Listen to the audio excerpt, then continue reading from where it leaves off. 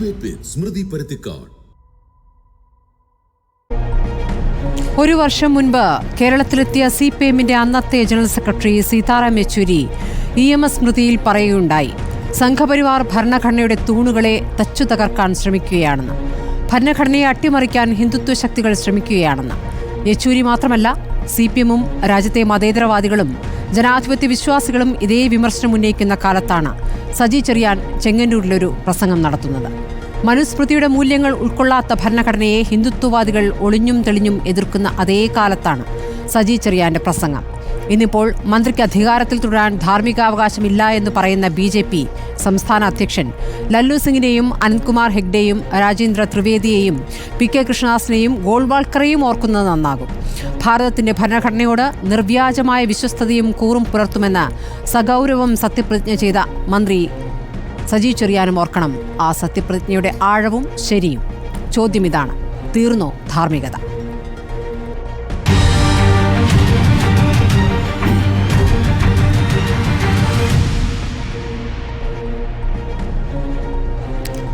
ചർച്ചയിൽ കോൺഗ്രസ് പ്രതിനിധി Roji M. John MLA, CPMൽ നിന്നും doctor B. Jayaraj, advocate Ullas ബാബുവാണ് BJPയിൽ നിന്നും. അതോടൊപ്പം രാഷ്ട്രീയ നിരീക്ഷകൻ ജോർജ് പൊടിപാറിയുമുണ്ട്.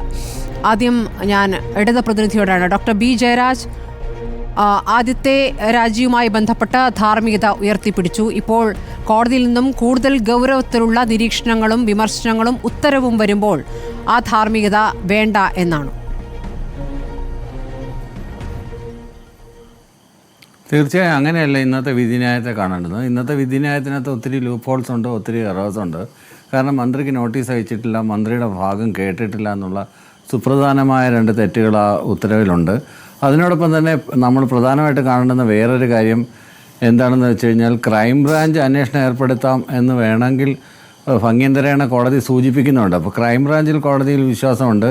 ഇപ്പോൾ SHO അന്വേഷിച്ച് കഴിഞ്ഞാൽ അത് പ്രശ്നം ഉണ്ടാവുമെന്നുള്ള ഒരു വിഷയമുണ്ട്. ആ വിഷയങ്ങൾ അങ്ങനെ കിടക്കുമ്പോൾ തന്നെയും യാഥാർത്ഥ്യത്തിൽ ധാർമ്മികതയായിട്ട് നമ്മൾ സംസാരിക്കുമ്പോൾ ഇതിനകത്ത് സജി ചെറിയാൻ എന്ന് പറയുന്നത് CPMനെ സംബന്ധിച്ചിടത്തോളം തികച്ച ഒരു കൈപ്പിഴയാണ്.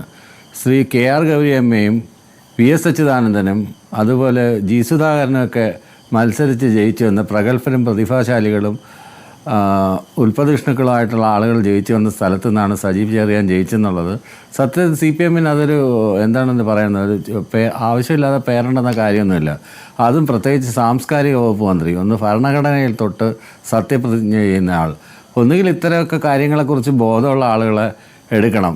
അതുപോലെ KN ബാലഗോപാൽ, പിന്നെ രാജീവ്, അതുപോലെ MP രാജേഷ്, ഇങ്ങനെയൊക്കെയുള്ള, അല്ലെങ്കിൽ നമ്മുടെ മുഹമ്മദ് റിയാസ്, ഇങ്ങനെയൊക്കെയുള്ള നല്ല മന്ത്രിമാരുടെ കൂട്ടത്തിൽ ഇത്തരത്തിലുള്ള ആളുകൾ തീർച്ചയായിട്ടും ഈ ഗവൺമെൻറ്റിൻ്റെ പ്രതിച്ഛായക്ക് മങ്ങലേൽപ്പിക്കുക എന്നുള്ള കാര്യത്തിൽ ഇടത് നിരീക്ഷകൻ എന്നുള്ള നിലയിൽ എനിക്ക് പറയാതിരിക്കാൻ വയ്യ. സജി ചെറിയാൻ ഞാൻ സിനിമ കാണാറില്ല, ഞാൻ പുസ്തകം വായിക്കാറില്ല, ഇങ്ങനെയൊക്കെയുള്ള നിരുത്തരവാദപരമായ ഒരുപാട് പ്രസ്ഥാനങ്ങൾ നടത്തിയിട്ടുള്ള ആളാണ്.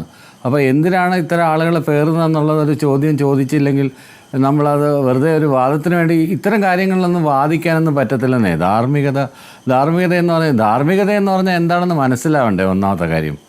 അത് മനസ്സിലാവുന്നവരടുത്തല്ലേ അത് പറയാൻ പറ്റൂ. അത്തരത്തിലുള്ള ഒരാളിനെ സാംസ്കാരിക വകുപ്പ് വന്നിട്ട് വേറെ ഏതെങ്കിലും വല്ല എക്സൈസ് വകുപ്പോ തൊഴിൽ വകുപ്പോ വേറെ ഏത് വകുപ്പ് കൊടുത്താലും വേണ്ടിയില്ലായിരുന്നു. സാംസ്കാരിക രംഗത്തെ മലീമസമാക്കുന്ന ആകപ്പാടെ നമുക്കെല്ലാം ആയുധമായിട്ടുള്ള ഒരു ഇന്ത്യൻ പൗരനെ സൂക്ഷിക്കാവുന്ന എന്നുള്ള പ്രതിപക്ഷ നേതാവിന്റെ പ്രതികരണം അത് ശരിവെക്കുകയാണോ താങ്കളും? അല്ല, അങ്ങനെയല്ല. ഞാൻ അതിനെ ശരിവെക്കും. പിൻവാതിലൂടെ കയറ്റിയോ മുൻവാതിലൂടെ പ്രവേശനം ഉണ്ടായോ, അദ്ദേഹത്തിന് വേണ്ടിയിട്ട് അദ്ദേഹത്തിൻ്റെ ഒരു എന്താണ് അതിന് പറയുന്നത്, അറിവില്ലായ്മയെ അംഗീകരിച്ചു കൊടുത്തോ എന്നുള്ള വിഷയങ്ങളൊക്കെ അവിടെ നിൽക്കട്ടെ. അതല്ല ഇതിനകത്തുള്ളൊരു വിഷയം. ഇതിനകത്ത് ഞാൻ പറഞ്ഞു വന്നത് ഇതിനകത്ത് ധാർമ്മികതയാണ്. ഒരാളെ ഒരു പോർട്ട്ഫോളിയോ നിയമിക്കുന്നുണ്ട്, അയാളുടെ ബേസിക് മിനിമം ക്വാളിറ്റീസൊക്കെ അന്വേഷിച്ചിട്ട് വേണം നിയമിക്കാൻ. അല്ലെങ്കിൽ ഇത്തരത്തിലുള്ള നിരുത്തരവാദിത്വപരമായ പ്രസ്ഥാനങ്ങൾ വരും. പലപ്പോഴും നമ്മൾ കണ്ടിട്ടുണ്ടല്ലോ, വിദ്യാഭ്യാസ വകുപ്പ് ചില വകുപ്പിൽ UDF ഭരിക്കുമ്പോൾ ചില മന്ത്രിമാരുടെ കയ്യിൽ വന്നു കഴിഞ്ഞാലുള്ള കുഴപ്പം, അവർ കാണിച്ചു വെച്ചിട്ടുള്ള വൃത്തികേടുകൾ, അതെല്ലാം നമുക്ക് നമ്മുടെ മുന്നിൽ വരികയാണ്. അത്തരത്തിലുള്ള കാര്യം ഇടതുപക്ഷ ഗവൺമെൻറ്റിൽ നിന്നുണ്ടാകുമ്പോൾ വളരെ വിഷമത്തോടു കൂടിയാണ് ഒരു ഇടതുപക്ഷ പ്രവർത്തകൻ അല്ലെങ്കിൽ ഒരു ഇടതുപക്ഷ നിരീക്ഷകൻ എന്നൊക്കെയുള്ള രീതിയിൽ എനിക്ക് തോന്നുന്നത്. അതുകൊണ്ടാണ് ചോദ്യം ചെയ്യപ്പെടുന്നത് സജി ചെറിയാൻ മാത്രമല്ലല്ലോ, ആഭ്യന്തര വകുപ്പ് കൂടിയല്ലേ.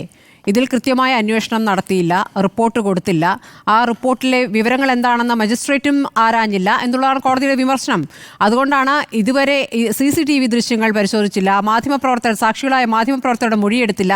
ഇതൊന്നും ചെയ്യാതെ സജി ചെറിയാൻ ഭരണഘടനയെ ലംഘിച്ചിട്ടില്ല, ഭരണഘടനാ വിരുദ്ധമായി ഒന്നും ചെയ്തിട്ടില്ല എന്നൊരു റിപ്പോർട്ട് സമർപ്പിക്കുകയാണ് അന്വേഷണ സംഘം ചെയ്തത്. അപ്പോൾ അത് പിഴവ് സജി ചെറിയാന്റെ മാത്രമല്ല. ഇതിനകത്തുള്ള ഒരു പ്രശ്നം എന്ന് വെച്ചാൽ കോടതി പറഞ്ഞ എന്താണ്, ഇത് നമ്മൾ ക്രൈംബ്രാഞ്ചിനെ കൊണ്ട് അന്വേഷിക്കണം എന്നല്ലേ അല്ല, അതിന് മുന്നേ പറഞ്ഞ കാര്യങ്ങൾ കൂടി പറയൂ.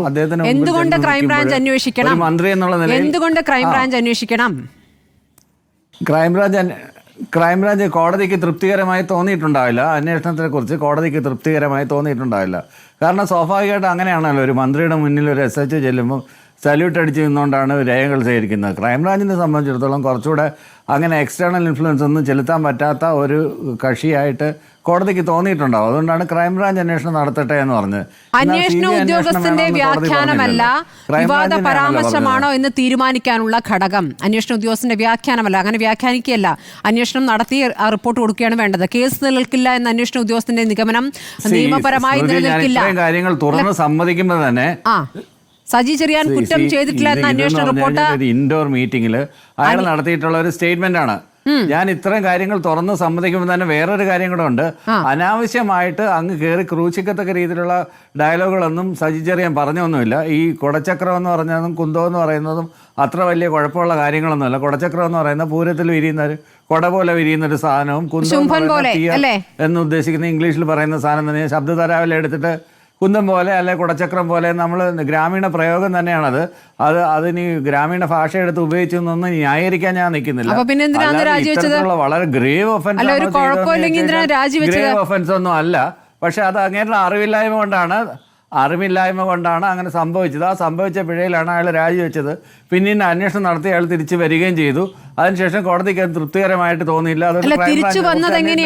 പറയുന്നു ക്രൈംബ്രാഞ്ച് മുഖ്യമന്ത്രി രാജിവെക്കണം. വന്ന് ചേരുന്നത് എവിടെയാണെന്നറിയോ? ഒരു തർക്കത്തിന് വേണ്ടി പോലും ഇത്തരം കാര്യങ്ങൾ അംഗീകരിച്ചു കഴിഞ്ഞാൽ ഇത് എവിടെ ചെന്ന് അവസാനിക്കുക എന്നുള്ള കാര്യം വ്യക്തമായ ബോധ്യത്തോടു കൂടിയാണ് ഞാൻ പറഞ്ഞത്. ഇതിൻ്റെ ഉന്നം വെക്കുന്നത് എവിടെയാണ്? ഇത് ആഭ്യന്തര വകുപ്പിൻ്റെ പരാജയമാണ്. അതുകൊണ്ട് മുഖ്യമന്ത്രി രാജിവെക്കണം. ഇതൊരുമാതിരി UDF-കാർ പറയുന്ന കണക്കോലാണല്ലോ സ്മൃതി പറയുന്നത്. ഞാൻ സത്യസന്ധമായി ആ സത്യസന്ധമായി ഞാൻ പറയുന്ന കാര്യങ്ങൾ വീഴ്ച എന്ന് പറഞ്ഞാൽ പിന്നെ എന്താണ്? ആഭ്യന്തര വകുപ്പിന്റെ വീഴ്ച എന്ന് പറഞ്ഞാൽ എന്താണ് സ്മൃതി? മുഖ്യമന്ത്രി രീതിയിലുള്ള വ്യാഖ്യാനങ്ങളിലേക്കൊന്നും പോകണ്ട. ഗ്രേവ് ഒഫൻസ് ചെയ്തത് എന്ന് പറഞ്ഞ അല്ലാതെ പഞ്ചാബ് മോഡൽ സമരം വേണമെന്ന് ബാലകൃഷ്ണപിള്ള പറഞ്ഞ കണക്കോലുള്ള സീരിയസ് ആയിട്ടുള്ള ഇഷ്യൂസ് ഒന്നും അതങ്ങനെ പറയട്ടെ. അത് അങ്ങനെയുള്ള ഒരാളല്ല മുഖ്യമന്ത്രി രാജിവെക്കണം എന്നല്ല ഞാൻ പറഞ്ഞത്. മുഖ്യമന്ത്രി രാജിവെക്കണം എന്നല്ല പറഞ്ഞത്. ആഭ്യന്തര വകുപ്പിന് വീഴ്ചയുണ്ട്, പോലീസിന് വീഴ്ചയുണ്ട്. ആഭ്യന്തര വകുപ്പിന്റെ പരാജയം എന്ന് പറഞ്ഞാൽ പോലീസിന് വീഴ്ചയുണ്ടല്ലോ. കോടതി പറഞ്ഞതാണ്, ഞാനല്ല പറഞ്ഞത്. പരാജയം എന്ന് പറഞ്ഞാൽ പിന്നെ എന്താണ് മനസ്സിലാക്കുന്നത്? പോലീസിന്റെ വീഴ്ചയാണെന്ന് കോടതി എണ്ണി പറഞ്ഞത്. പോലീസിന്റെ വീഴ്ചയാണെന്ന് പറഞ്ഞാൽ ആഭ്യന്തര വകുപ്പിന്റെ വീഴ്ചയെന്നല്ല. പോലീസിന്റെ വീഴ്ച എന്ന് പറഞ്ഞാൽ ഉടനെ ആഭ്യന്തര വകുപ്പിന്റെ വീഴ്ചയാണ്, അത് മുഖ്യമന്ത്രിയുടെ വീഴ്ചയാണ്. അതുകൊണ്ട് മുഖ്യമന്ത്രി രാജിവെക്കണം. അധികാരത്തിൽ കയറിയിടം തൊട്ടേ കോൺഗ്രസ്സുകാർ പറഞ്ഞുകൊണ്ടിരിക്കുന്ന ഒരു കാര്യം തന്നെ സ്മൃതി വീണ്ടും പറഞ്ഞുകൊണ്ടിരിക്കുകയാണ്. സ്മൃതിക്ക് എന്തെങ്കിലും പക്ഷപാതം ഉണ്ടാവും, ആ സ്മൃതിക്ക് അത് പറയാം. ഞാൻ സത്യസന്ധമായിട്ട് അത് വളരെ ഫ്രീ ആയിട്ടാണ് ഞാൻ സംസാരിച്ചത്. എനിക്ക് വേണമെങ്കിൽ ഡിഫെൻഡ് ചെയ്യാം. എനിക്ക് വേണമെങ്കിൽ ഒരു ഡെവിൾസ് അഡ്വക്കേറ്റ് ആവാം. സ്മൃതി, എനിക്കൊരു ഡെവിൾസ് അഡ്വക്കേറ്റ് ആവാം. ഞാനത് ചെയ്യുന്നില്ല. ഇത്ര ഓപ്പൺ ആയിട്ടാണ് ഞാൻ സംസാരിച്ചത്. മനസ്സിലായില്ലേ? അല്ലെങ്കിൽ നമ്മളൊരു ഇടതുപക്ഷം നിൽക്കുന്നുണ്ടെങ്കിൽ ഇടതുപക്ഷത്ത് നിന്നുകൊണ്ട് എല്ലാ കാര്യങ്ങളും ശരിയാണെന്ന് ന്യായീകരിക്കുന്ന രീതിയല്ല ഞാൻ അവലംബിച്ചത്. അത് ഞാൻ ആദ്യം സ്മൃതിയോട് പറയാം. ശരി, അപ്പോൾ അതായത് താങ്കൾ പറയുന്നത് സജി ചെറിയാൻ മന്ത്രിയാവാൻ യോഗ്യനല്ല എന്ന കാര്യം താങ്കൾ പറയുന്നു. യോഗ്യനല്ലാത്ത ഒരാളെ മന്ത്രിയാക്കി എന്നുള്ള വിമർശനം താങ്കൾക്കുണ്ട്. അതേസമയം പോലീസ് അന്വേഷണവുമായി ബന്ധപ്പെട്ടും കോടതിയിൽ സമർപ്പിച്ച റിപ്പോർട്ടുമായി ബന്ധപ്പെട്ടും താങ്കൾക്ക് വിമർശനമില്ല അല്ലേ? ഈ പോർട്ട്ഫോളിയോ അയാൾക്ക് പറ്റിയതായിരുന്നില്ല. പോർട്ട്ഫോളിയോ ആണ് പ്രശ്നം, ബാക്കിയെല്ലാം ഓക്കെയാണ്. പോർട്ട്ഫോളിയോ അയാൾക്ക് പറ്റിയതായിരുന്നില്ല. എന്ത് ന്യായീകരിച്ചാലും ശരി. അപ്പൊ ഈ അന്വേഷണവുമായി ബന്ധപ്പെട്ട് എതിരഭിപ്രായമില്ല ഈ അന്വേഷണവുമായി ബന്ധപ്പെട്ട്? അന്വേഷണവുമായിട്ട് ബന്ധപ്പെട്ട് യാതൊരു അഭിപ്രായമില്ല. ക്രൈംബ്രാഞ്ച് അന്വേഷണം നടക്കട്ടെ എന്ന് തന്നെയാണ് എൻ്റെ അഭിപ്രായം. ക്രൈംബ്രാഞ്ച് അന്വേഷണമല്ല, അതിന് മുന്നേ നടന്ന അന്വേഷണത്തെക്കുറിച്ചാണ്. ശരി, ഞാൻ റോജി എം ജോണിലേക്ക് പോകുന്നു. റോജി, ഇന്നിപ്പോൾ പ്രതിപക്ഷ നേതാവ് പറഞ്ഞിരിക്കുന്നത് ഇത് തിരിച്ചടി എന്ന് പറഞ്ഞാൽ ആദ്യം രാജിവെച്ച സമയത്തെ സാഹചര്യം പോലെ അല്ല, അതിലും ഗുരുതരമായ സാഹചര്യം എന്നാണ് പ്രതിപക്ഷ നേതാവ് വിശേഷിപ്പിച്ചത്. അതെങ്ങനെയാണ് അതിലും ഗുരുതരമായ ഒരു സാഹചര്യമാകുന്നത്? ഇങ്ങനെ ഒരു മന്ത്രി ഒരേ ഒരു പരാമർശത്തിന്റെ പേരിൽ പലതവണ രാജിവെക്കണം എന്ന് പറയുന്നതിന്റെ അടിസ്ഥാനം എന്താണ്? സ്മൃതി, ഞാൻ അതിലേക്ക് വരാം. ആദ്യമേ തന്നെ എനിക്കിവിടെ ഇടത് നിരീക്ഷകൻ മന്ത്രി രാജിവെക്കണം എന്ന അഭിപ്രായത്തോട് അദ്ദേഹം യോജിച്ചതിൽ എനിക്ക് സന്തോഷമുണ്ട്. കാരണം അതിനകത്ത് വളരെ ന്യായമായിട്ടുള്ള ഒരാവശ്യം തന്നെയാണത്. കാരണം നമ്മുടെ ഭരണഘടന എന്ന് പറയുന്നത് ഇവിടെ ശ്രീ സജി ചെറിയാൻ പറഞ്ഞതുപോലെ എവിടെന്നെങ്കിലും കോപ്പി അടിച്ചുണ്ടാക്കിയ ഒരു ഭരണഘടനയൊന്നുമല്ല. അങ്ങനെ നമുക്കതിനെ നിർവചിക്കാൻ സാധിക്കില്ല. 1936 തോന്നുന്നു ലക്നൌവിൽ നടന്ന ഇന്ത്യൻ നാഷണൽ കോൺഗ്രസിൻ്റെ ജവഹർലാൽ നെഹ്റുവിൻ്റെ അധ്യക്ഷതയിൽ നടന്ന സെഷനിലാണ് ഗവൺമെൻറ് ഓഫ് ഇന്ത്യ ആക്ട് നമ്മൾ നിരാകരിക്കുകയും ഇന്ത്യക്കൊരു കോൺസ്റ്റിറ്റ്യൂവൻ്റ് അസംബ്ലി വേണം, നമുക്ക് സ്വന്തമായി ഭരണഘടന ഡ്രാഫ്റ്റിങ്ങിലേക്ക് പോകണമെന്ന തീരുമാനം ഉണ്ടാവുകയും പിന്നെ അതിൻ്റെ തുടർച്ച നമുക്ക് ഇങ്ങോട്ട് എല്ലാവർക്കും അറിയാം. അപ്പോൾ 2 വർഷവും 11 മാസവും തുടർച്ചയായി കോൺസ്റ്റിറ്റ്യൂവൻ്റ് അസംബ്ലി നിരവധി ചർച്ചകൾ, ഡിബേറ്റുകൾക്ക് ശേഷം തയ്യാറാക്കിയ ഒരു ഭരണഘടന ലോകത്തിലെ വിവിധ രാജ്യങ്ങളിൽ നിന്നുള്ള ഭരണഘടന, അത് ബ്രിട്ടീഷ് മാത്രമല്ല വിവിധ രാജ്യങ്ങളിൽ നിന്നുള്ള നമുക്ക് ഏറ്റവും അനുയോജ്യമെന്ന് തോന്നുന്ന നമ്മൾ നിരവധിയായിട്ടുള്ള മൂല്യങ്ങൾ ഉൾക്കൊണ്ടുകൊണ്ട് നമ്മൾ ലോകത്തിലെ തന്നെ ഏറ്റവും ഒരു ബൃഹത്തായ അല്ലെങ്കിൽ മാതൃകാപരമായിട്ടുള്ള ഒരു ഭരണഘടന എന്ന് വിശേഷിപ്പിക്കുന്നതാണ് ഇന്ത്യയുടെ ഭരണഘടന എന്ന് പറയുന്നത്. അതിൽ നമ്മളെല്ലാവരും അഭിമാനിക്കുന്നു. ഇവിടെ നമ്മൾ കാണേണ്ടുന്ന കാര്യം ഈ സജി ചെറിയാൻ്റെ വിമർശനം എന്ത് പശ്ചാത്തലത്തിലാണ് അതിൻ്റെ ഗൗരവം നമ്മൾ മനസ്സിലാക്കേണ്ടതെന്നാണ്. കാരണം ഇവിടെ നമുക്കറിയാം, രാജ്യത്ത് കഴിഞ്ഞ കുറേ നാളുകളായിട്ട് ഭരണഘടനയെ തന്നെ അപകടത്തിലാക്കുന്ന കുറേയേറെ പ്രവണതകൾ രാജ്യത്ത് അധികാരത്തിലിരിക്കുന്ന ശക്തികളിൽ നിന്ന് വരുന്നു.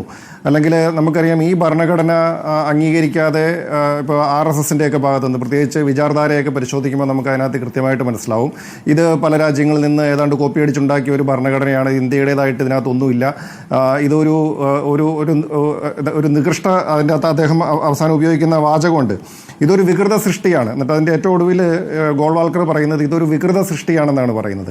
അപ്പോൾ അങ്ങനെ ഒരു വിമർശനം RSSൻ്റെ ഭാഗത്തുനിന്ന് നിലനിൽക്കുന്നു. ആ വിമർശനത്തിൻ്റെ അല്ലെങ്കിൽ അങ്ങനെ ഒരു ചിന്താഗതിയുടെ അടിസ്ഥാനത്തിൽ ഭരണഘടനയിൽ ജനാധിപത്യവും മതേതരത്വം ഉൾപ്പെടെയുള്ള വളരെ മൂർത്തമായിട്ടുള്ള അല്ലെങ്കിൽ വളരെ ശ്രേഷ്ഠമായിട്ടുള്ള ആ മൂല്യങ്ങൾ എടുത്തു കളയാൻ വേണ്ടിയിട്ടുള്ള പരിശ്രമങ്ങൾ ഒരു വശത്ത് നടക്കുന്ന പശ്ചാത്തലത്തിലാണ് നമ്മൾ സജി ചെറിയാൻ്റെ ഈ വിമർശനം നമ്മൾ കാണേണ്ടത്. അപ്പോൾ ആ വിമർശനം വളരെ കൃത്യമാണ്. അദ്ദേഹം പറയുന്നത് ഇത് ജനാധിപത്യം, മതേതരത്വം, കുന്തം, കുടച്ചക്രം, അങ്ങനെ കുറേ കാര്യങ്ങൾ എഴുതി വെച്ചു എന്ന് പറയുമ്പോൾ ആ വിമർശനമൊക്കെ ആർക്കാണ് ആ വിമർശനം കേൾക്കുമ്പോൾ അല്ലെങ്കിൽ ആ കുറ്റപ്പെടുത്തലുകൾ കേൾക്കുമ്പോൾ ഏറ്റവും സന്തോഷമുണ്ടാവുക എന്നുള്ളത് ഞാൻ നേരത്തെ പറഞ്ഞ പശ്ചാത്തലത്തിൽ നമുക്ക് പരിശോധിച്ചാൽ മനസ്സിലാവും. ഇപ്പോൾ കുന്തം, കുടച്ചക്രം എന്നുള്ളതിൻ്റെ ഭാഷാപരമായിട്ടുള്ള അർത്ഥത്തെക്കുറിച്ചൊക്കെ ഇവിടെ ശ്രീ ജയരാജയെ സൂചിപ്പിച്ചത് കേട്ടപ്പോൾ എനിക്ക് തോന്നി ഇത് ശുംഭൻ എന്ന വാക്കിൻ്റെ അർത്ഥം അത് പ്രകാശം പരത്തുന്നവനാണ് എന്ന ഒരു വിശദീകരണം, ഒരു പണ്ടാരോ കൊടുത്തതാണ് എനിക്കിപ്പോൾ ഓർമ്മ വരുന്നത്. അതവിടെ നിൽക്കട്ടെ. അപ്പോൾ ഇനി സ്മൃതി ചോദിച്ചു, അപ്പോൾ അതുകൊണ്ട് ഇത് വളരെ ഗുരുതരമായിട്ടുള്ളൊരു വിഷയമാണ്. ഇപ്പോൾ ഇവിടെ എന്തുകൊണ്ട് സ്മൃതി ചോദിച്ചു എന്തുകൊണ്ടാണ് ഇത് കൂടുതൽ ഗൗരവപരമായിട്ട് വരുന്നതെന്നുള്ള ചോദ്യമാണ്. അതിലേക്ക് ഞാൻ വരാം. കാരണം ഇത് സജി ചെറിയാൻ രാജിവെക്കുന്ന സാഹചര്യത്തിൽ അന്ന് അദ്ദേഹം പറഞ്ഞ വാക്കുകൾ തന്നെ വളരെ പ്രസക്തമാണ്. അദ്ദേഹം പറഞ്ഞത് എൻ്റെ സ്വന്തമായിട്ടുള്ള തീരുമാനമാണ്. കാര്യം ആദ്യം രാജിവെക്കില്ല എന്നൊക്കെ അദ്ദേഹം പറഞ്ഞെങ്കിലും പിന്നീട് പാർട്ടി കൂടി ചർച്ച ചെയ്ത് അദ്ദേഹം രാജിവെക്കണമെന്നുള്ള പാർട്ടി നിർദ്ദേശത്തിൻ്റെ അടിസ്ഥാനത്തിലാണ് അദ്ദേഹം രാജിവെച്ചത്. അന്ന് അദ്ദേഹം പറഞ്ഞ വാചകം, ഞാൻ ഈ തീരുമാനമെടുക്കുന്നു, ഇത് സ്വതന്ത്രവും നീതിയുക്തവുമായ അന്വേഷണം നടക്കാൻ ഞാൻ മന്ത്രിസ്ഥാനത്ത് തുടരാതിരിക്കുന്നതാണ് നല്ലത് എന്ന എൻ്റെ ബോധ്യത്തിൻ്റെ അടിസ്ഥാനത്തിൽ ഞാൻ രാജിവെക്കുന്നു, ധാർമ്മികത ഉയർത്തിപ്പിടിച്ചുകൊണ്ട് ഞാൻ രാജിവെക്കുന്നു എന്നാണ് അന്ന് സജി ചെറിയാൻ പറഞ്ഞത്. ഇപ്പോൾ അതിൽ നിന്ന് എന്താണ് മാറ്റം സംഭവിച്ചിരിക്കുന്നത്? ഇപ്പോൾ വീണ്ടും നമ്മൾ സ്ക്വയർ വണ്ണിലേക്ക് പോയിരിക്കുകയാണ്. ഹൈക്കോടതി ഈ റെഫർ റിപ്പോർട്ട് റദ്ദ് ചെയ്തിരിക്കുന്നത് വഴി തുടരന്വേഷണം നടത്താൻ പറഞ്ഞിരിക്കുന്നത് എന്ന് പറഞ്ഞാൽ അതിൻ്റെ അർത്ഥം കഴിഞ്ഞ തവണത്തേക്കാൾ ഗുരുതരമാവുന്ന എവിടെയാണ് എന്ന് ചോദിച്ചാൽ അന്വേഷണത്തിൽ തന്നെ പാളിച്ച സംഭവിച്ചിരിക്കുന്നതെന്ന് കോടതി വളരെ കൃത്യമായി പറഞ്ഞിരിക്കുകയാണ്. അതായത് അന്വേഷണത്തിൽ കൃത്യമായിട്ടുള്ള മൊഴികൾ രേഖപ്പെടുത്തിയിട്ടില്ല. അന്ന് അവിടെ സ്റ്റേജിലുണ്ടായിരുന്ന ആളുകളുടെ മാത്രമാണ് മൊഴികൾ രേഖപ്പെടുത്തിയത്. മറ്റാളുകളുടെ ഒന്നും മൊഴികൾ രേഖപ്പെടുത്തിയിട്ടില്ല. അല്ലെങ്കിൽ മാധ്യമപ്രവർത്തകരുടെ ഒന്നും ഇതിനകത്ത് വന്ന ചാനലുമായി ബന്ധപ്പെട്ടിട്ടുള്ള അല്ലെങ്കിൽ ഇത് സമൂഹ മാധ്യമങ്ങളിൽ വന്നതുമായി ബന്ധപ്പെട്ടിട്ടുള്ള ഒന്നും ഒരാളുടെയും മൊഴികൾ രേഖപ്പെടുത്തിയിട്ടില്ല. ഫോറൻസിക് റിപ്പോർട്ടുകൾ, അതായത് ഇത് സംബന്ധിച്ച് വന്ന വീഡിയോ ഫൂട്ടേജുകൾ, അതുപോലെ തന്നെ പെൻഡ്രൈവുകൾ, ഈ ഫോറൻസിക് റിപ്പോർട്ടിന് വേണ്ടിയിട്ട് പരിശോധനയ്ക്ക് വിട്ട സമയത്ത് അതിൻ്റെ റിപ്പോർട്ട് വരുന്നതിന് മുമ്പ് തന്നെ അന്വേഷണം അവസാനിപ്പിച്ച് എത്രയും വേഗം പോലീസ് ഈ റിപ്പോർട്ട് ഫയൽ ചെയ്യുകയായിരുന്നു. എന്ന് പറഞ്ഞാൽ ഈ കോടതിയുടെ പരാമർശത്തിൽ തന്നെ പറയുന്നുണ്ട്, ഈ മന്ത്രിയെ രക്ഷിച്ചെടുക്കാൻ വേണ്ടി നടത്തിയ ഒരു അന്വേഷണം എന്ന നിലയിലാണ് ഈ അന്വേഷണം നടന്നിരിക്കുന്നത് എന്നാണ് നമ്മൾ ഇന്നത്തെ വിധിന്യായത്തിൽ നിന്ന് നമ്മൾ മനസ്സിലാക്കേണ്ടത്. അപ്പോൾ ഇവിടെ കാണേണ്ട ഏറ്റവും ഗുരുതരമായിട്ടുള്ള കാര്യം, അദ്ദേഹം മന്ത്രി അല്ലാതിരുന്ന സമയത്ത്, MLA ആയിരുന്ന സമയത്ത് പോലും അന്വേഷണം നേരെ ചൊവ്വേ നടന്നിട്ടില്ല. പിന്നെ എങ്ങനെയാണ് അദ്ദേഹം മന്ത്രിയായി തുടരുമ്പോൾ ഇപ്പോൾ പുനരന്വേഷണം നടക്കും എന്ന് പറയുമ്പോൾ അത് സ്വതന്ത്രവും നീതിയുക്തവുമായിട്ട് ആ അന്വേഷണം നടക്കും എന്ന് നമുക്ക് വിശ്വസിക്കാൻ സാധിക്കുക? അപ്പോൾ ഇവിടെ കൂടുതൽ ഗുരുതരമായിട്ട് ഈ വിഷയം വരാൻ കാരണം, ഒന്ന്, ഈ അന്വേഷണം തന്നെ അട്ടിമറിക്കപ്പെട്ടു. ആ അന്വേഷണം അട്ടിമറിച്ചതിൻ്റെ പിന്നിൽ ആരാണ്? അത് വളരെ പ്രധാനമായിട്ടുള്ള ഒരു ചോദ്യമാണ്. ആ ചോദ്യത്തിൽ നിന്നാണ് നമ്മൾ പറയുന്നത്, അതുകൊണ്ട് തന്നെ ഈ നിലവിലെ അന്വേഷണം അട്ടിമറിക്കപ്പെട്ടു. കോടതിയിൽ പോലും നമ്മൾ റിപ്പോർട്ട് സമർപ്പിച്ചത് പൂർണ്ണമായിട്ടുള്ള റിപ്പോർട്ടല്ല സമർപ്പിക്കപ്പെട്ടത്. അതുകൊണ്ട് തന്നെ ഈ നമ്മളൊരു തുടരന്വേഷണത്തിലേക്ക് പോകുമ്പോൾ, അല്ലെങ്കിൽ ക്രൈംബ്രാഞ്ചിൻ്റെ ഒരു അന്വേഷണത്തിലേക്ക് പോകുമ്പോൾ, ഇപ്പോഴത്തെ സാഹചര്യത്തിൽ മന്ത്രി മാറി നിന്നുകൊണ്ട് അന്വേഷണം നടത്തിയെങ്കിൽ മാത്രമേ നമുക്കിതിനകത്ത് സ്വതന്ത്രവും നീതിയുക്തവുമായിട്ടുള്ള ഒരു അന്വേഷണം നടക്കൂ എന്നുള്ള ഒരു തോന്നലെങ്കിലും ആളുകളുടെ ഇടയിലേക്ക് നമുക്ക് കൊടുക്കാനായിട്ട് നമുക്ക് അഭിപ്രായ വ്യത്യാസം ഉണ്ടാകാം. റോജി, ഇപ്പോൾ ഒരു തവണ ഒരു രാജി വെച്ചതാണ്. താങ്കൾ ഈ പറഞ്ഞതുപോലെ അന്വേഷണവുമായി ബന്ധപ്പെട്ട് ഏത് രീതിയിൽ അന്വേഷണം നടന്നു എന്നുള്ളതും ഇപ്പോൾ വ്യക്തമായി കഴിഞ്ഞതാണ്. പക്ഷെ നോക്കൂ, ഈ RSSനും ഭരണഘടനയുമായി ബന്ധപ്പെട്ട വിമർശനമുണ്ട്, മാർക്സിസ്റ്റുകൾക്കും വിമർശനമുണ്ട്. പക്ഷേ രണ്ട് വിമർശനത്തെയും ഒരേ തട്ടിലിട്ട് കാണാൻ പറ്റുമോ? കാരണം ഈ മനുസ്മൃതി ആധാരമാക്കിയിട്ടാണ് സ്വതന്ത്ര ഇന്ത്യയിൽ ഭരണഘടന വേണ്ടത് എന്നാണ് RSS പറയുന്നത്. പക്ഷേ കമ്മ്യൂണിസ്റ്റുകാർ പറയുന്നത് അങ്ങനെയല്ല.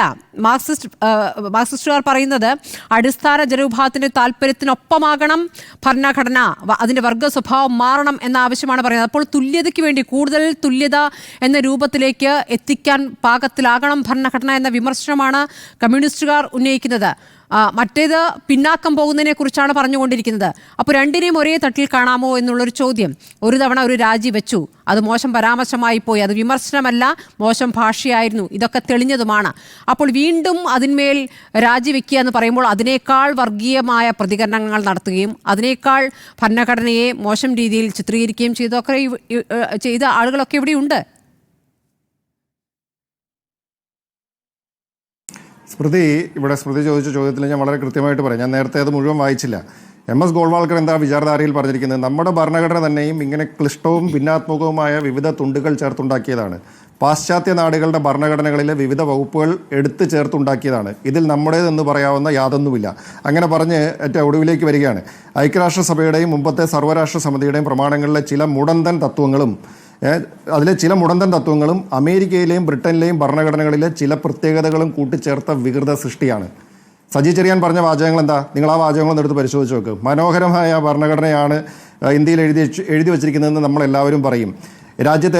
രാജ്യത്തെ ഏറ്റവും പ്രധാനപ്പെട്ടത്, ഞാൻ പറയും ഇന്ത്യയിലെ ഏറ്റവും കൂടുതൽ ജനങ്ങളെ കൊള്ളയടിക്കാൻ പറ്റിയ ഭരണഘടനയാണ് എഴുതി വച്ചിരിക്കുന്നത്. അദ്ദേഹം പറഞ്ഞിരിക്കുന്ന ഒരു പടി കൂടി കടന്നാണ്. അതായത് രാജ്യത്തെ ജനങ്ങളെ കൊള്ളയടിക്കാൻ വേണ്ടിയിട്ടുള്ള ഭരണഘടനയാണ്. ബ്രിട്ടീഷുകാരൻ പറഞ്ഞ് തയ്യാറാക്കി കൊടുത്ത ഒരു ഭരണഘടന ഇന്ത്യക്കാർ എഴുതി വെച്ചു. അപ്പോൾ എന്താ ഇതിനകത്ത് വ്യത്യാസമുള്ളത്?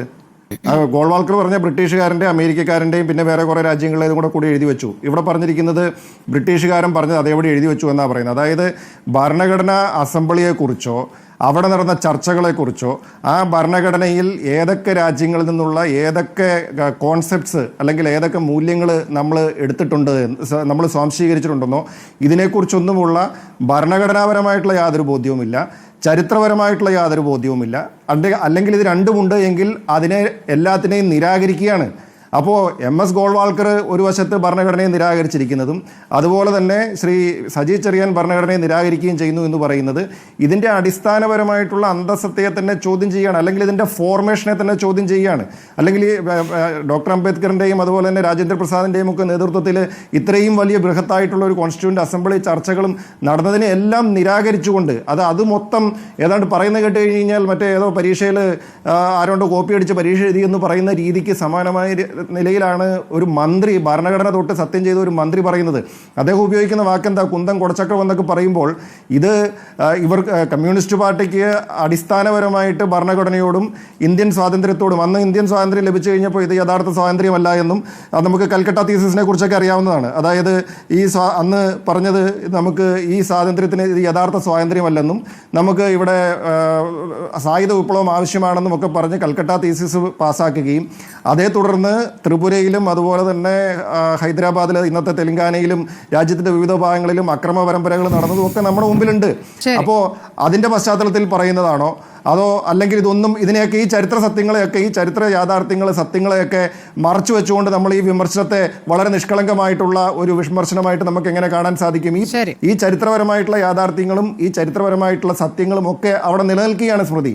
അപ്പോൾ അതുകൊണ്ട് നമുക്ക് ഇതിനകത്തൊന്നും പൂർണ്ണമായിട്ടും മാറ്റിക്കളയാൻ സാധിക്കില്ല. അപ്പോൾ അതുകൊണ്ട് ഞാൻ ചോദിക്കട്ടെ, ഇവിടെ നേരത്തെ പറഞ്ഞു ഇതൊരു ഇന്റേണൽ ബോഡിയിൽ ഒരു അടച്ചിട്ട ഒരു മുറിയിൽ നടന്ന ചർച്ചയാണെന്ന്. അപ്പോൾ അതിൻ്റെ അർത്ഥം എന്താ? അടച്ചിട്ട മുറിയിൽ പറയുന്നതൊന്നും പുറത്ത് പറയുന്നത് വേറൊന്നുമല്ല. അപ്പോൾ ഉള്ളിലിരിപ്പ് യഥാർത്ഥമായിട്ട് ഉള്ളിലിരിക്കുന്നത് എന്താണെന്നുള്ളതല്ല ഈ അടച്ചിട്ട മുറിയിൽ പുറത്തു വന്നിരിക്കുന്നത്. അപ്പോൾ അത് പുറത്ത് പറഞ്ഞില്ലല്ലോ എന്ന് പറഞ്ഞാൽ അതിൻ്റെ അർത്ഥം ഇതാണ് യഥാർത്ഥത്തിൽ ഉള്ളിലിരിപ്പ്, ഇതാണ് പാർട്ടി കേഡറിനോട് പറഞ്ഞു കൊടുക്കുന്നത്.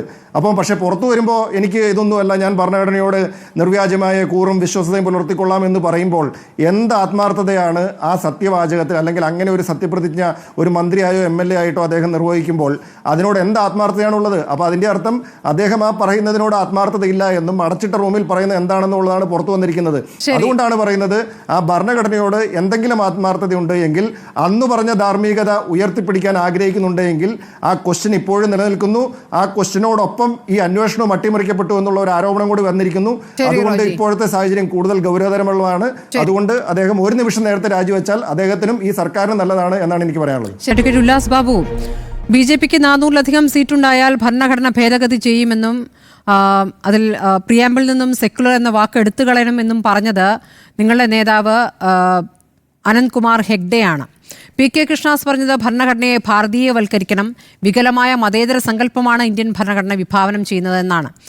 ഇനി ഭരണഘടനയേക്കാൾ പ്രധാനം ജനവിധിയാണെന്ന ഉപരാഷ്ട്രപതി ധൻകർ പറഞ്ഞിരിക്കുന്നു. ഇന്ത്യൻ ഭരണഘടനയുടെ കരട് രൂപം തയ്യാറാക്കിയ ഡോക്ടർ BR അംബേദ്കർ അല്ല എന്നും ഒരു ബ്രാഹ്മണനാണെന്നും ഗുജറാത്ത് നിയമസഭാ സ്പീക്കർ രാജേന്ദ്ര ത്രിവേദി പറഞ്ഞു. പിന്നെ ഗോൾവാൾക്കർ പറഞ്ഞ നേരത്തെ റോജി പറഞ്ഞുകൊണ്ട് ഞാൻ അതിലേക്ക് പോകുന്നില്ല. അപ്പോൾ ഇങ്ങനെയൊക്കെയാണ് നിങ്ങളുടെ നേതാക്കൾ പറഞ്ഞിരിക്കുക. അപ്പോൾ എന്ത് അടിസ്ഥാനത്തിലാണ് നിങ്ങളിപ്പോൾ സജി ചെറിയാൻ രാജിവെക്കണം എന്ന് ആവശ്യപ്പെട്ടിരിക്കുന്നത് അഡ്വക്കേറ്റ് ഉല്ലാസ് ബാബു?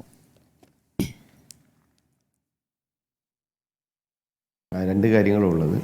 സജി ചെറിയാൻ രാജിവെക്കണമെന്ന് ആവശ്യപ്പെട്ടത് 6/7/2022 സജി ചെറിയാൻ തന്നെ നടത്തിയ പത്രസമ്മേളനത്തിൽ സജി ചെറിയാൻ തന്നെ പറഞ്ഞിട്ടുണ്ട്, മന്ത്രിയായിരിക്കെ എനിക്കെതിരെ ഒരു അന്വേഷണമുണ്ടെങ്കിൽ അത് സ്വതന്ത്രവും നീതിയുക്തവുമാവില്ല എന്നുള്ള ധാർമ്മിക ബോധത്തിൻ്റെ അടിസ്ഥാനത്തിലാണ് ഞാൻ രാജിവെക്കുന്നത്.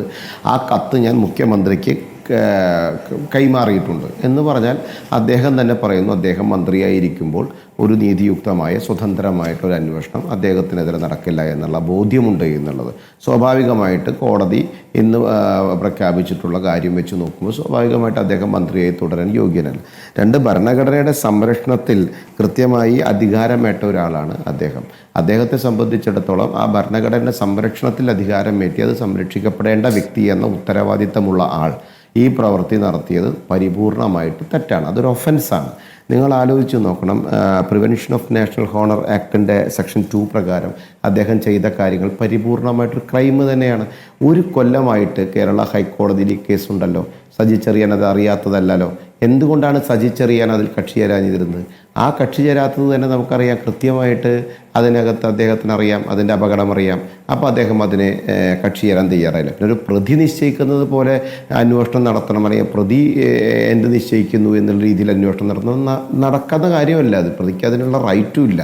സ്വാഭാവികമായിട്ട് ഇവിടെ എന്താ നടക്കാൻ പോകുന്ന അടുത്ത കാര്യം, അന്ന് അദ്ദേഹം അന്വേഷണം നേരിട്ട സമയത്ത് അദ്ദേഹത്തിൻ്റെ പേഴ്സണൽ പൈസ അല്ലെങ്കിൽ അദ്ദേഹത്തിൻ്റെ അഭ്യുദയകാംക്ഷികൾ അല്ലെങ്കിൽ അദ്ദേഹത്തിൻ്റെ പാർട്ടിയൊക്കെ ആയിരിക്കും കേസ് നടത്തിയിട്ടുണ്ടാവുക. അദ്ദേഹം മന്ത്രിയായിരിക്കുന്ന സമയത്ത് ഞാനും സ്മൃതി മേഡവും അടക്കമുള്ള ആളുകളുടെ നികുതി പണവും എടുത്ത് ഇതിനെതിരെ അപ്പീൽ പോകുമെന്നാണ് പറഞ്ഞത്. അപ്പീൽ സുപ്രീം കോടതിയിൽ ചെന്നാൽ ഭരണഘടനാ ബെഞ്ച് എന്താ പറയുക എന്നുള്ളറിയില്ല, നല്ല ചാട്ടവാറ് കൊണ്ട് അടിയാ കിട്ടുക എന്നുള്ളത് നമുക്കറിയാം. പക്ഷെ ഇതൊക്കെ ഒരു കാര്യം നിങ്ങൾ മനസ്സിലാക്കേണ്ടത്, ഒരു മന്ത്രിയായിരിക്കും മാത്രം വിധിച്ചിട്ടുള്ളതാണോ അഡ്വക്കേറ്റ് ഉല്ലാസ് ബാബു? നിങ്ങളുടെ നേതാക്കൾക്ക് യഥേഷ്ടം എന്തും പറയാമെന്നാണോ? അല്ല, ഏത് കാര്യങ്ങളിലും വിമർശിക്കാം സ്മൃതി, വിമർശനത്തിനൊന്നും തെറ്റുള്ള കാര്യമല്ല. പക്ഷേ ഈ വിമർശനം അങ്ങനെയല്ല. ഈ വിമർശനം എന്ന് പറയപ്പെടുന്നത് അത് സ്മൃതിക്കും അറിയാം. പിന്നെ സ്വാഭാവികമായിട്ട് എന്നോട് ചോദിക്കുമ്പോൾ സ്മൃതിക്ക് അങ്ങനെ ചോദിക്കാൻ പറ്റും. അല്ല, അങ്ങനെയല്ല. നിങ്ങളുടെ നേതാക്കൾ തന്നെ ഭരണഘടനയുമായി ബന്ധപ്പെട്ട് നടത്തിയിരിക്കുന്ന പരാമർശങ്ങൾ പലതവണ ചർച്ചയായതാണ്. ഒരു തെരഞ്ഞെടുപ്പ് കാലത്താണ് അനന്ത് ഹെഗ്ഡെ അങ്ങനെ ഒരു പ്രതികരണം നടത്തിയത്. അതിനോട് പ്രതികരിക്കാൻ പ്രധാനപ്പെട്ട നേതാക്കൾ തയ്യാറായതുപോലുമില്ല. അപ്പോൾ ഉണ്ടായിട്ടുള്ള സംഭവങ്ങളാണല്ലോ. ഭരണഘടനയുടെ ഭാഗമായിട്ട് ഭരണഘടനയിൽ 2/3 മെജോറിറ്റി വരേണ്ടതും സ്വാഭാവികമായിട്ട് അതിൽ കോമൺ സിവിൽ കോഡ് കൊണ്ടുവരേണ്ടതും ഇത്യാദി കാര്യങ്ങളെക്കുറിച്ചൊക്കെ ചർച്ച ചെയ്യുന്ന സമയത്ത് ഭരണഘടനയെക്കുറിച്ച് പുറത്തു നിന്നും ഉള്ള ഒരു വിമർശനമോ അല്ലെങ്കിൽ ഭരണഘടനയിൽ വരേണ്ട മാറ്റങ്ങളെക്കുറിച്ച് നടത്തുന്ന ഒരു ചർച്ചയോ പോലെയല്ല സജി ചെറിയാൻ എന്ന് പറഞ്ഞ വ്യക്തി ഭരണഘടനയെ പുച്ഛിച്ചതിനെക്കുറിച്ചുള്ള ഒരു തീരുമാനം. ഇന്നിവിടെ സജി ചെറിയാൻ പുച്ഛിച്ചു എന്നുള്ളത് വളരെ കൃത്യമായിട്ട് അറിയാലോ. എന്തുകൊണ്ടാണ് പോലീസിനെതിരെ കോടതി പറഞ്ഞത്?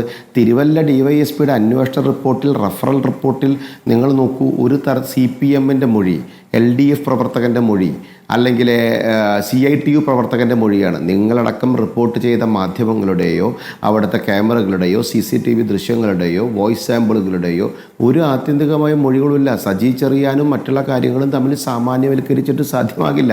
ആ പറഞ്ഞ വിമർശനത്തിൻ്റെ പോസിറ്റീവ് ശൈലിയും ഈ പറഞ്ഞ വിമർശനത്തിൻ്റെ പുച്ഛവുമാണ് നമ്മൾ കൃത്യമായിട്ട് ചർച്ച ചെയ്യപ്പെടേണ്ടത്. സജി ചെറിയാൻ ഇതിനെ പുച്ഛിച്ച് ഇതിൻ്റെ സംരക്ഷണത്തിൽ അധികാരമേറ്റ് ഇതിനെ സംരക്ഷിക്കാൻ ബാധ്യതയുള്ളൊരു വ്യക്തി ആ സംരക്ഷണം നടത്താതെ അതിനെ പരിപൂർണമായിട്ട് പൊതുസമൂഹത്തിന് മുമ്പിൽ പൊച്ചിച്ചു എന്ന് പറഞ്ഞാൽ അദ്ദേഹം എന്തിനെ പ്രയോഗങ്ങളെയൊന്നും ന്യായീകരിക്കാൻ പറ്റില്ല എന്നുള്ള കാര്യം ശരിയാണ്. പക്ഷേ സെക്കുലർ എന്ന പദം തന്നെ എടുത്തു കളയണം എന്ന് പറഞ്ഞവരാണ് നിങ്ങളുടെ നേതാക്കൾ. പ്രിയാമ്പിളിൽ നിന്ന് ആ വാക്ക് തന്നെ എടുത്തു കളയണമെന്ന് പറഞ്ഞവരാണ്. അതിനെ എങ്ങനെയാണ് ഗൗരവത്തിലുള്ള ഒരു വിമർശനമായി കാണാനാവുക? അത് വിമർശനമല്ലല്ലോ.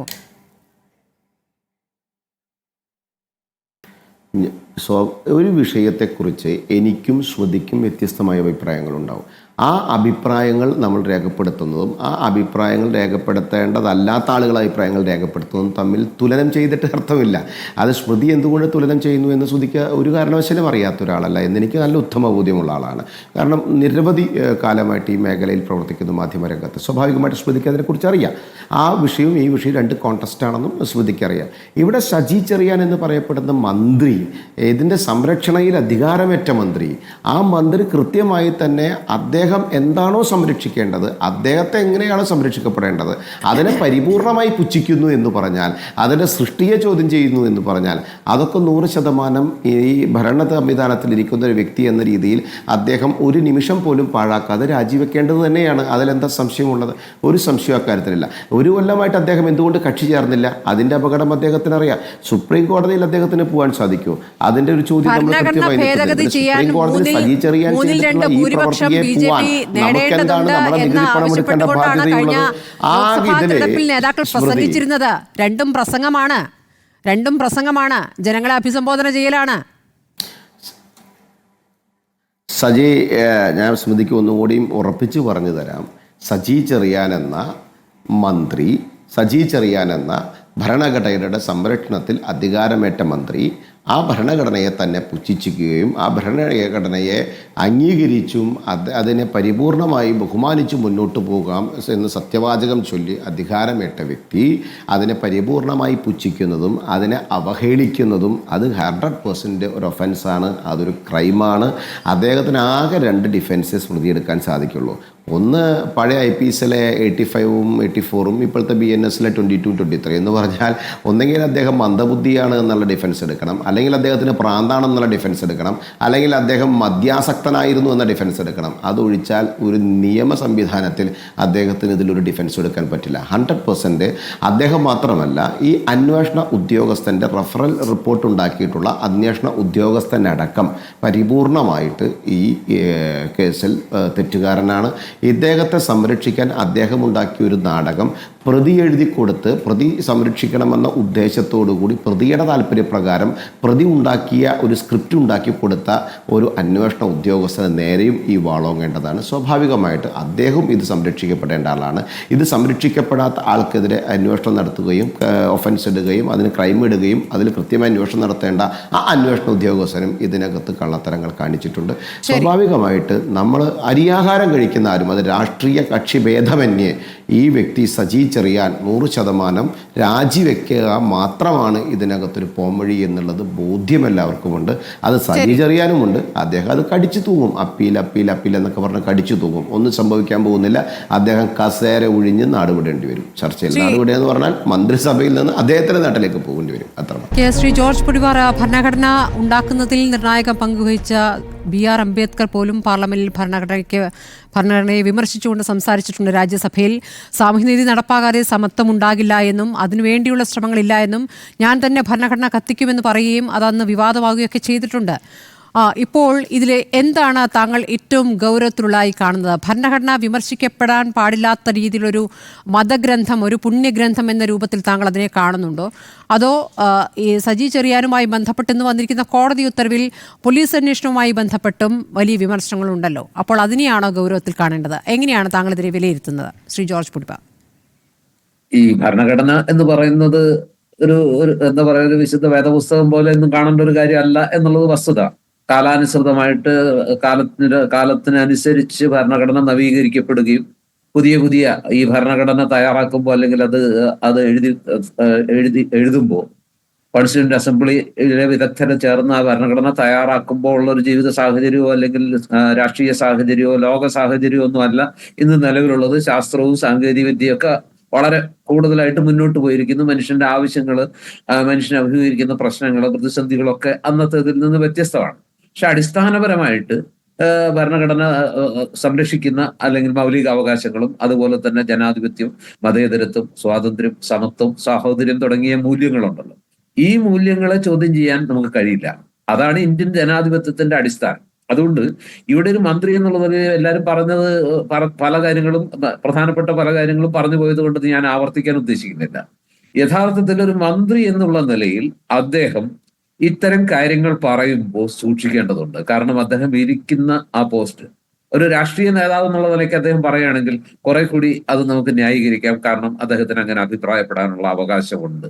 പക്ഷെ ഒരു പുച്ഛസ്വരത്തിൽ ഇപ്പൊ കുന്തം കുടച്ചക്രം പോലെയുള്ള പ്രയോഗങ്ങൾ, അതുപോലെ തന്നെ ഇന്ത്യ മഹാരാജ്യത്തെ ജനങ്ങളെ മുഴുവൻ കൊള്ളയടിക്കാൻ തയ്യാറാക്കിയിട്ടുള്ള ഒരു ഭരണഘടനയാണ് ഇന്ത്യയുടേത്. ഇത് ബ്രിട്ടീഷുകാരിൽ നിന്ന് നമ്മൾ അടിച്ചു മാറ്റിയതാണ്, നമ്മുടേതായിട്ട് ഒന്നുമില്ല തുടങ്ങി ഭരണഘടനയെ തൊട്ട് സത്യം ചെയ്ത് അധികാരമേൽക്കുന്ന ഒരു മനുഷ്യൻ ഇങ്ങനെ പറയുമ്പോൾ അത് ഒരു മന്ത്രി, അദ്ദേഹം ഈ സംവിധാനം അല്ലെങ്കിൽ ഈ വ്യവസ്ഥിതി സംരക്ഷിക്കാൻ ഈ ഭരണഘടനയിൽ പറഞ്ഞിട്ടുള്ള കാര്യങ്ങളെല്ലാം സംരക്ഷിക്കുമെന്ന് സത്യവാചകം ചൊല്ലുന്ന ഒരാളാണ്. അദ്ദേഹം തന്നെ ഇതിനെ ഈ രീതിയിൽ പുച്ഛിക്കുകയോ അല്ലെങ്കിൽ ഇതിനെ തീരെ നിസ്സാരമാക്കി തള്ളുകയോ ചെയ്യുന്നത് ഒരു മന്ത്രി എന്നുള്ള നിലയ്ക്ക് നിലവിലുള്ള നിയമപ്രകാരം, ഇന്ത്യയിൽ നിലവിലുള്ള ഭരണഘടനാപരമായിട്ടുള്ള നിയമപ്രകാരം തന്നെ അത് അംഗീകരിക്കാൻ പറ്റില്ല. ഈ അടിസ്ഥാന ജനവിഭാഗത്തിന്റെ താല്പര്യത്തിനൊപ്പമല്ല യഥാർത്ഥത്തിൽ ഭരണഘടന എന്നുള്ളത് ഒരു CPM വിമർശനമാണ്, കമ്മ്യൂണിസ്റ്റ് വിമർശനമാണ്. അങ്ങനെ ആകേണ്ടതുണ്ട് എന്ന് CPM പല ഘട്ടങ്ങളിൽ പറഞ്ഞിട്ടുള്ളതാണ്. കമ്മ്യൂണിസ്റ്റുകാർ സ്ഥിരമായി ഉന്നയിക്കുന്ന ഒരു വിമർശനമാണ്. അതിന്റെ ഭാഷയിൽ വന്നിരിക്കുന്ന കുഴപ്പം, ഭാഷയിലെ അപജയം, അതാണോ വിമർശിക്കുന്നത്? അതോ ആ വിമർശനമേ പാടില്ല എന്നാണോ? ഇവിടെ എനിക്ക് തോന്നുന്നത് കുറച്ചുകൂടി ആഴത്തിൽ പോകേണ്ട ഒരു കാര്യമാണ്. അതായത് സത്യത്തിൽ അദ്ദേഹം ചെയ്തിരിക്കുന്നതിലെ പ്രശ്നം അദ്ദേഹത്തിന്റെ മാത്രം പ്രശ്നമല്ല. യഥാർത്ഥത്തിൽ ഇവിടുത്തെ കമ്മ്യൂണിസ്റ്റ് പാർട്ടികൾക്ക് ഈ ജനാധിപത്യത്തിലും അതുപോലെ തന്നെ ഈ പാർലമെന്ററി സമ്പ്രദായത്തിലൊന്നും വലിയ വിശ്വാസമില്ല. അവര് ഇന്ത്യയിൽ നിലനിൽക്കുന്ന ഒരു സാഹചര്യത്തിൽ മറ്റു മാർഗമില്ലാതെ അവരിതിനോട് പൊരുത്തപ്പെടുകയാണ്. ഈ തെരഞ്ഞെടുപ്പിലും പാർലമെന്ററി സംവിധാനത്തിലും ഒക്കെ പ്രവർത്തിക്കുകയാണ്. അപ്പൊ അവരൊരു പ്രതിസന്ധി നേരിടുന്നുണ്ട്, ഒരു മാനസിക പ്രതിസന്ധി. അവരാഗ്രഹിക്കുന്നത് തൊഴിലാളി വർഗ സർവാധിപത്യമാണ്. ആ തൊഴിലാളി വർഗ സർവാധിപത്യം എന്ന് പറയുമ്പോൾ ഒരു വിപ്ലവത്തിലൂടെ സംഭവിക്കുന്നതാണ് പലയിടത്തും. പക്ഷെ ഇവിടെ അത് സംഭവിക്കാനുള്ള സാധ്യതയില്ല. അപ്പൊ നിലവിലുള്ള സംവിധാനമായിട്ട് ചേർന്ന് പ്രവർത്തിക്കുന്നു. പക്ഷെ അവർ അസംതൃപ്തരാണ്. കാരണം ആ പാർട്ടി അധികാരത്തിൽ വന്നാലും ആ പാർട്ടി ആഗ്രഹിക്കുന്ന രീതിയിൽ ഈ സാമൂഹ്യ സംവിധാനത്തെ മാറ്റാൻ പറ്റില്ല. അപ്പോഴേക്കും ഭരണഘടനാപരമായ നിയന്ത്രണങ്ങൾ വരുന്നു. ആ ഭരണഘടനാപരമായ ചട്ടക്കൂട്ടിൽ നിന്നുകൊണ്ട് മാത്രമേ പ്രവർത്തിക്കാൻ പറ്റുള്ളൂ. മാത്രമല്ല കോടതികൾ ഇടപെടുന്നു, പലതരം കോടതി സംവിധാനങ്ങൾ, സാധാരണ കോടതി, അതുപോലെ തന്നെ ഹൈക്കോടതി, സുപ്രീം കോടതി എല്ലാം ഇടപെടുന്നു. ഇത്തരം കാര്യങ്ങൾ കമ്മ്യൂണിസ്റ്റ് പാർട്ടികൾക്ക് പലപ്പോഴും അധികാരത്തിൽ വരുമ്പോൾ വലിയ അസൗകര്യമായിട്ട് തോന്നുന്നുണ്ട്. അത് അവർ നേരിടുന്ന ഒരു വലിയ പ്രതിസന്ധിയാണ്. കാരണം ആ പ്രത്യയ ശാസ്ത്രത്തിൽ ഇത്തരത്തിലുള്ള ബഹുകക്ഷി സമ്പ്രദായങ്ങളൊന്നുമില്ല. അവിടെ അവർ വിചാരിക്കുന്നതെന്തോ അത് മാത്രമാണ് ശരി, അവർ വിശ്വസിക്കുന്നതെന്തോ അത് മാത്രമാണ് ശരി എന്നുള്ളൊരു സങ്കല്പമുണ്ട്. അത് ലോകത്ത് എവിടെ കമ്മ്യൂണിസം വന്നിട്ടുണ്ടെങ്കിൽ അവിടെയെല്ലാം അങ്ങനെ കരുതുന്നത് അതാണ്. അഭിപ്രായ സ്വാതന്ത്ര്യങ്ങൾ, അതുപോലെ തന്നെ ആവിഷ്കാര സ്വാതന്ത്ര്യം, മറ്റ് ഗവൺമെന്റ് തീരുമാനത്തെ ചോദ്യം ചെയ്യാൻ കോടതികളെ സമീപിക്കുക, ഈ വക കാര്യങ്ങളൊന്നും അനുവദിക്കുന്ന ഒരു സാധനം അല്ലല്ലോ ഈ കമ്മ്യൂണിസം എന്ന് പറയുന്നത്. അപ്പൊ സ്വാഭാവികമായിട്ട് ഒരു കമ്മ്യൂണിസ്റ്റ് എന്നുള്ള നിലയ്ക്ക് മന്ത്രി സജി ചെറിയാന്റെ ഉള്ളിൽ കടന്നും ഇത് കാലങ്ങളായിട്ട് തിളയ്ക്കുന്നുണ്ടാവും. അപ്പോ ഇതൊരു ക്ലോസ് ഡോർ മീറ്റിംഗ് എന്നുള്ള നിലയ്ക്ക് അദ്ദേഹം അറിയാതെ അദ്ദേഹത്തിന്റെ ഉള്ളിലെ കാര്യങ്ങൾ തേട്ടിപ്പോയതാ.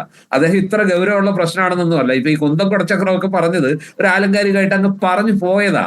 അത് ഒരു നാട്ടുപ്രയോഗം എന്നുള്ള നിലയ്ക്കൊക്കെ വേണമെങ്കിൽ ക്ഷമിക്കാം. പക്ഷെ അതല്ല, അതിനപ്പുറത്ത് ഞാൻ ഇതിനെ ഗൗരവമായിട്ട് കാണുന്നത്, ഇത് സമ്പന്നർക്ക് വേണ്ടി പാവങ്ങളെ ചൂഷണം ചെയ്യാൻ എഴുതി പിടിപ്പിച്ച ഒരു സാധനമാണ്. അത് ഇത്തിരി കടന്ന കയ്യാ. മാത്രമല്ല, ഇത് തൊഴിലാളി വർഗത്തിനെ കൊള്ളയടിക്കാൻ, അവരുടെ മൗലിക അവകാശങ്ങൾ, അവരുടെ സമരം ചെയ്യാനുള്ള അവകാശം പോലും, അല്ലെങ്കിൽ അങ്ങനെ അവരുടെ മൗലിക അവകാശങ്ങളെ അംഗീകരിക്കുന്നില്ല. ഒരു ന്യൂനപക്ഷത്തിന്, സമ്പന്നരായ ന്യൂനപക്ഷത്തിന് ഭൂരിപക്ഷത്തെ ഏതൊക്കെ രീതിയിൽ ചൂഷണം ചെയ്യാമോ അതിനെല്ലാം സൗകര്യവും സാഹചര്യവും ഒരുക്കുന്ന ഒരു സാധനമാണ് ഈ ഭരണഘടന എന്ന് പറയുന്നിടത്ത്, ഭരണഘടന തൊട്ട് സത്യം ചെയ്തിട്ട് അത് സംരക്ഷിച്ചു കൊള്ളാമെന്ന് ഉറപ്പുകൊടുത്ത് അധികാരത്തിലിരിക്കുന്ന ഒരാൾക്ക് അത് പറയാൻ കൊള്ളുന്ന കാര്യമല്ല. അത്രയെങ്കിലുമൊക്കെ സൂക്ഷ്മതയും ജാഗ്രതയും ഒരു മന്ത്രി എന്നുള്ള നിലയ്ക്ക് പുലർത്തേണ്ടതുണ്ട്. ഒരു സാധാരണ പാർട്ടി നേതാവ് പറയുന്നത് പോലെ, അല്ലെങ്കിൽ ഒരു പാർട്ടി യോഗത്തിൽ പറയുന്ന പോലെ അല്ല.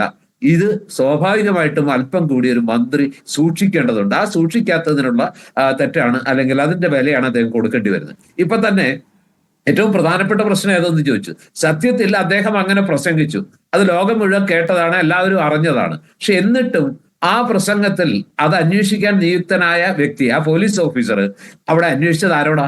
ആ വേദിയിലുണ്ടായിരുന്ന ആളുകളുടെ മാത്രം മൊഴിയെടുത്തിട്ട് ആ മൊഴികളിൽ സ്വാഭാവികമായിട്ട് അവരെന്താ പറയാ?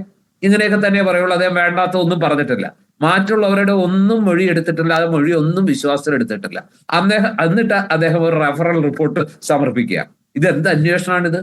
അത് വെച്ച് നോക്കുമ്പോൾ, ആ ഉദ്യോഗസ്ഥൻ ചെയ്ത അതിനെ വെച്ച് നോക്കുമ്പോൾ, ഞാൻ അധികാരത്തിലിരിക്കുമ്പോൾ നിഷ്പക്ഷവും നീതിപൂർവമായിട്ടുള്ള ഒരു അന്വേഷണത്തിന്റെ സാധ്യത അടയും, അതുകൊണ്ട് ഞാൻ രാജിവെക്കുന്നു എന്ന് പറഞ്ഞു. പക്ഷെ യഥാർത്ഥത്തിൽ അതുകൊണ്ടല്ല. ഈ നിഷ്പക്ഷതയും നീതിപൂർവകവും ഉദാത്തമായ നീതിബോധത്താൽ പ്രചോദിതനായിട്ടൊന്നുമല്ല. പാർട്ടി ആവശ്യപ്പെട്ടു, രാജിവെച്ചു എന്നുള്ളത് എല്ലാവർക്കും അറിയാം. മാധ്യമപ്രവർത്തകരായ നമ്മൾക്കെങ്കിലും വ്യക്തമായിട്ട് അറിയാം. ഏതായാലും അദ്ദേഹം അത് പറഞ്ഞല്ലോ. പക്ഷെ ആ പോലീസ് ഉദ്യോഗസ്ഥൻ ചെയ്തത് എന്താ? ഈ അടുത്ത കാലത്ത് വരുന്ന പല അന്വേഷണങ്ങളിലും നമ്മൾ കാണുന്നതാ. യൂത്ത് കോൺഗ്രസ്സുകാരെ തെരുവിലിട്ട് അടിച്ച് ഗൺമാൻ ആക്രമിച്ച് തലയടിച്ച് പൊളിച്ചാലും അന്വേഷണം നടത്തുമ്പോൾ അതിൽ ഒരു തെളിവുമില്ല, ആരുടെയും മൊഴി എടുക്കുന്നില്ല, ഒരു ഫോറൻസിക് റിപ്പോർട്ടും ഇല്ല, ഇത് മാധ്യമപ്രവർത്തകരോട് ചോദിക്കുന്നില്ല, ശബ്ദ പരിശോധന നടത്തുന്നില്ല. ഇതൊന്നും ചെയ്യാതെ വളരെ ഏകപക്ഷീയമായിട്ട് ഒരു അന്വേഷണ ഉദ്യോഗസ്ഥൻ വിചാരിക്കുന്നതെന്തോ ആ രീതിയിൽ കാര്യങ്ങളെ ചെയ്യുകയാണ്. എന്നിട്ട് ഇപ്പൊ സജി ചെറിയാൻ അടക്കമുള്ള അദ്ദേഹത്തെ ന്യായീകരിക്കുന്നവർ പറയുന്നത് എന്താ? അദ്ദേഹത്തിന്റെ വാദം കേട്ടില്ല, അദ്ദേഹത്തെ കോടതി കേട്ടില്ല. കോടതി അദ്ദേഹത്തെ കേൾക്കണേ അദ്ദേഹം കക്ഷിയേരുണ്ട് അതിനകത്ത്, അത് ചേർന്നിട്ടില്ലല്ലോ. അപ്പൊ എന്റെ അഭിപ്രായത്തില് അദ്ദേഹം അന്ന് കാണിച്ച ഉദാത്തമായ നീതിബോധവും ഉന്നതമായ ധാർമ്മിക ബോധവും അദ്ദേഹത്തിന്റെ ഉള്ളിൽ ഇപ്പോഴും ഉണ്ടെങ്കിൽ, സത്യസന്ധനായ ഒരു ഉദ്യോഗസ്ഥരെ കൊണ്ട് ഇത് അന്വേഷിപ്പിക്കണം എന്ന് ഹൈക്കോടതി കൃത്യമായിട്ട് പറയുമ്പോൾ, അതിന് ഏറ്റവും അനിവാര്യമായിട്ടുള്ള കാര്യം അദ്ദേഹത്തിന് ചെയ്യാവുന്നത് വീണ്ടും ഒരിക്കൽ കൂടി ആ നീതിബോധം ഉയർത്തിപ്പിടിച്ചുകൊണ്ട് അദ്ദേഹം രാജിവെക്കുക എന്നുള്ളതാണ്. അതിന് ഇനി പാർട്ടി ഇടപെടേണ്ട ആവശ്യമില്ല. അദ്ദേഹം വീണ്ടും ഒരിക്കൽ കൂടി രാജിവെച്ച് ഒരു പ്രക്ഷോഭത്തിനോ അല്ലെങ്കിൽ മറ്റേതെങ്കിലും രീതിയിലുള്ള ഒരു കലാപത്തിനോ ഒന്നും സാധ്യത കൊടുക്കാതെ, പ്രതിപക്ഷത്തിന് അടിക്കാൻ വടി കൊടുക്കാതെ, ഈ വിഷയത്തിൽ ഞാൻ ഒരിക്കൽ രാജിവെച്ചതാണ്, ഇനിയും രാജിവെക്കാൻ എനിക്ക് മടിയില്ല, അന്വേഷണം നടക്കട്ടെ എന്ന് പറയാനുള്ള ഒരു ആർജവം കാണിച്ചാൽ സജി ചെറിയാൻ കുറച്ചുകൂടി ഈ വിഷയത്തിൽ അദ്ദേഹത്തിന്റെ മുഖം രക്ഷിക്കാം എന്നാണ് ഞാൻ വിചാരിക്കുന്നത്. അത് ചെയ്യുന്നില്ലെങ്കിൽ വീണ്ടും അദ്ദേഹത്തിന്റെ പാർട്ടിയെയും സർക്കാരിനെയും കൂടുതൽ വീണ്ടും ഒരു പ്രതിസന്ധിയിലേക്ക് തള്ളിവിടുകയായിരിക്കും. അത് ഒഴിവാക്കുന്നതാണ് ബുദ്ധിയും ഭംഗിയും ന്യായവും സത്യവും. ശരി, ഡോക്ടർ ബി ജയരാജ്, ഇപ്പോൾ താങ്കൾ പറഞ്ഞു മന്ത്രിയാകാൻ യോഗ്യനല്ല സജി ചെറിയാനെന്ന്. അത് ഇപ്പോൾ പ്രസംഗത്തിന്റെ അടിസ്ഥാനത്തിൽ മാത്രമല്ല, അല്ലാതെ തന്നെ അദ്ദേഹം യോഗ്യനല്ല എന്നതാണ് താങ്കളുടെ അഭിപ്രായം. പക്ഷേ എന്തുകൊണ്ടായിരിക്കാം സർക്കാരും CPM-ഉം അദ്ദേഹത്തെ സംരക്ഷിക്കുന്നത്, ഇപ്പോഴും രാജിവെക്കണമെന്നൊരു നിലപാട് അംഗീകരിക്കാത്തത്? അദ്ദേഹം യോഗ്യനല്ല എന്ന് ഞാൻ പറഞ്ഞില്ല. ഈ സാംസ്കാരിക പോർട്ട്ഫോളിയോ കൈകാര്യം ചെയ്യാനായിട്ട് യോഗ്യനല്ല. അദ്ദേഹത്തിന് പറ്റിയത് തൊഴിൽ വകുപ്പോ അതല്ലെങ്കിൽ എക്സൈസ് വകുപ്പോ അങ്ങനെയുള്ള വകുപ്പുകളായിരുന്നു എന്നാണ് ഞാൻ അഭിപ്രായപ്പെട്ടത്. കാരണം സാംസ്കാരിക വകുപ്പ് കുറച്ചുകൂടെ ശ്രദ്ധിക്കപ്പെടുന്ന ഒരു വകുപ്പാണ്. അത് വളരെ സൂക്ഷിച്ച് കൈകാര്യം ചെയ്യേണ്ടുന്ന ഒരു വകുപ്പുമാണ് കേരളത്തിലെ സവിശേഷ സാഹചര്യത്തിൽ. അതിനോടൊപ്പം തന്നെ എനിക്കൊരു കാര്യം സൂചിപ്പിക്കാനുള്ളത്, ശ്രീ ജോർജ് വർഗീസ് പൊടിവാറ ഇവിടെ ഉപയോഗിച്ച ചില വാക്കുകളുണ്ട്. അതായത് തൊഴിലാളി വർഗ സർവാധിപത്യത്തിനെ കുറിച്ചും മാർസൽ കുറിച്ചൊക്കെ അദ്ദേഹത്തിന്റെ അഭിപ്രായങ്ങൾ ഇവിടെ രേഖപ്പെടുത്തി. അദ്ദേഹത്തിന് വൈരുദ്ധ്യാത്മക ഭൗതികവാദം എന്താണെന്ന് അറിയത്തില്ല. ഡിക്റ്റേറ്റർഷിപ്പ് ഓഫ് ദ പ്രോലിറ്റേറിയറ്റും George Podivara dictatorship of the proletariat എന്താണെന്ന് അറിയത്തില്ല. ശ്രീലങ്കയിൽ അടിക്കുന്ന കാറ്റിനെ കുറിച്ചും അദ്ദേഹത്തിന് യാതൊരു ബോധ്യവും ഇല്ല. പിന്നെ ഹിറ്റ്ലറിനെ സ്റ്റാലിൻ തടഞ്ഞു നിർത്തിയതിനെ കുറിച്ചും രണ്ടാം ലോകമഹായുദ്ധകാലത്ത് എങ്ങനെയാണ് ജീനോസൈഡിനെതിരെ പ്രതികരിച്ചതെന്നും അതിന് റഷ്യൻ ആർമി വേണമായിരുന്നെന്നുള്ള ഭാഗമൊക്കെ ബോധപൂർവ്വം മറന്നിട്ടാണ് ഏതാണ്ട് രാജ്യങ്ങളുള്ള പരാജയം വെച്ചിട്ട് കമ്മ്യൂണിസം അമ്പേ പരാജയമാണെന്ന് പറയുന്ന ചില പഴകി ദ്രവിച്ച കമ്മ്യൂണിസ്റ്റ് വിരുദ്ധ ആശയങ്ങളാണ് ശ്രീ ജോർജ് പൊടിയാർ ഇവിടെ പറഞ്ഞുകൊണ്ടിരിക്കുന്നത്. ഇത് പൊതുജന സമക്ഷത്തിൽ പറഞ്ഞു കഴിഞ്ഞാൽ അദ്ദേഹത്തിന് കൂടുതൽ വികൃതമാവുന്നല്ലാതെ വേറെ ഒന്നും സംഭവിക്കാനൊന്നുമില്ല. അതോടെ നിൽക്കട്ടെ, ജനാധിപത്യ സംവിധാനത്തിൽ തൊഴിലാളി വർഗ സർവാധിപത്യം നടപ്പിലാവാൻ പറ്റില്ല എന്ന് പറഞ്ഞത് മാറ്റി എഴുതിയോ? ഏതാണ്? അല്ല, നേരത്തെയുള്ള ആശയം തൊഴിലാളി വർഗ സർവാധിപത്യം എന്ന് പറയുന്നത് ജനാധിപത്യ വ്യവസ്ഥിതിയിൽ തൊഴിലാളി വർഗ സർവാധിപത്യം സാധ്യമാണ്. സായുധ സമരത്തിലൂടെ മാത്രമേ പറ്റൂ എന്നുള്ളതൊന്നും ഒന്നും പറഞ്ഞില്ല. അത് ചില ML ഇപ്പോഴും ഇന്ത്യയിൽ പിന്തുടരുന്നത്.